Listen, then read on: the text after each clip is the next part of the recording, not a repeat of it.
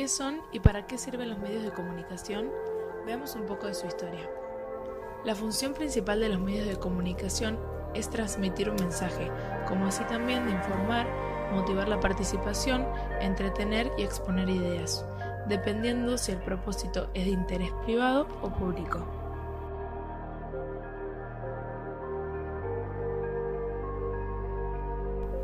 Con respecto a sus orígenes, en Alemania, Johannes Gutenberg creó la primera imprenta de tipo móvil en 1440, revolucionando así los medios de comunicación. Para el año 1605, en Estrasburgo, el alemán Johann Carolus publica el primer periódico.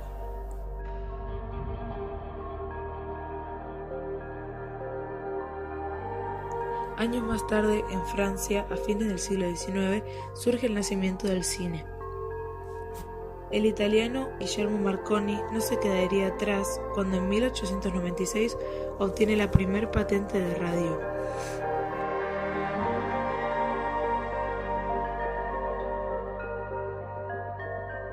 Y para 1901 surge la primera transmisión al aire de voces humanas.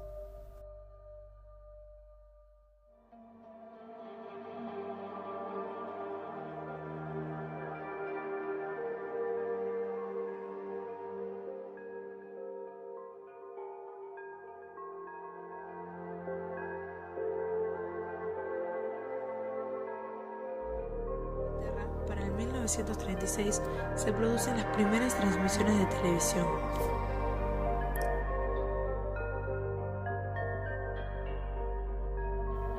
¿Cuál es la importancia de estas formas de comunicación?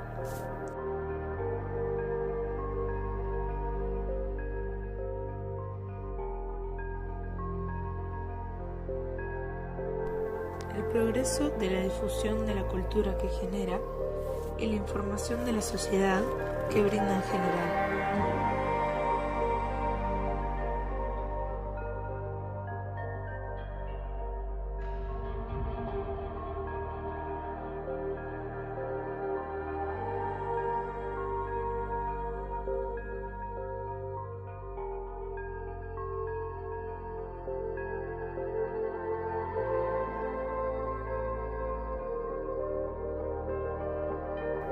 Pero, ¿realmente los medios de comunicación son utilizados solo con este fin?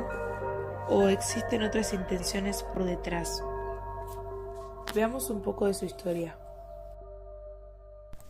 Llegado al poder el fascismo en 1922, se creó la oficina de prensa para ejercer control sobre la radio y la prensa italiana.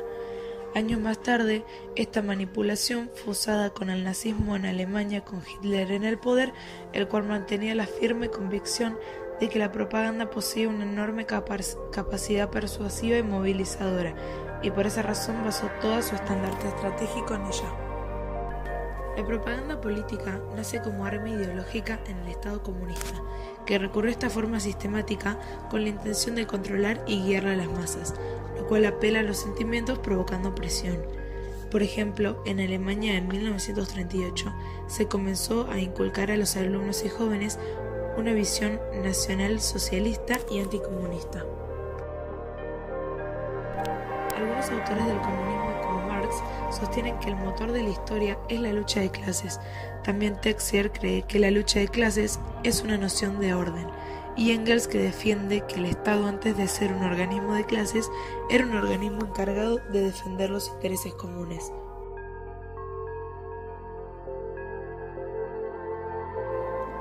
Todos ellos, para consolidar su postura, tuvieron como principal fuente de apoyo a los trabajadores, ya que eran la clase social fácil de manipular y que sufrían más estas consecuencias.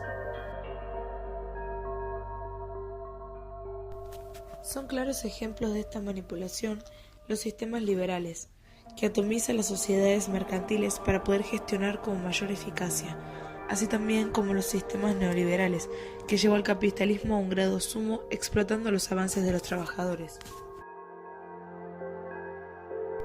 En cambio, en los sistemas capitalistas, el trabajador tiene que ser protegido, si no será esclavizado por el Estado, y la misión de este es balancear el desequilibrio de poder entre ambas partes.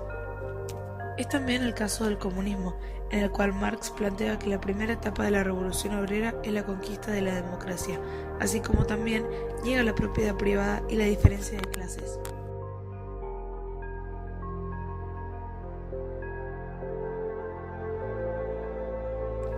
Sin embargo, con una ideología nacionalista en Alemania, los educadores e intelectuales marcaban esta diferencia al denigrar a los judíos y razas bastardas, posicionándolos como inferiores, y exaltaban a las razas nórdicas y arias.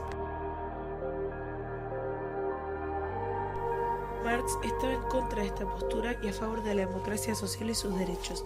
En cambio, el pensador francés Foucault cree que deben volver a la norma a través de un disciplinamiento social. Y nuevamente a favor de los trabajadores, el filósofo Gramsci sostenía que el proletariado tenía que levantarse en armas y hacer una revolución, las cuales surgieron efectivamente, como la Revolución Cubana a fines del siglo XIX, encabezada por Fidel Castro. Su objetivo era lograr la independencia por sobre el régimen español. En esta se mostró valentía y patriotismo por parte de los jóvenes. También surgieron gobiernos con índole revolucionario, como el peronista instaurado en Argentina durante la presidencia de Juan Domingo Perón. Tenía un régimen político de carácter populista e impulsó un movimiento policlasista con un alto contenido nacional, que entre 1945 y 1955 hizo las transformaciones más importantes que haya tenido la Argentina. El 17 de octubre de 1945 se hizo la Marcha de Trabajadores, que reclamaban libertad de su nuevo líder. Estos fueron el eje fundamental de la resistencia y se transformaron en la asamblea de trabajadores más grande de la historia. Con esta información histórica podríamos concluir en que los medios de comunicación no son transparentes en la información que se brinda.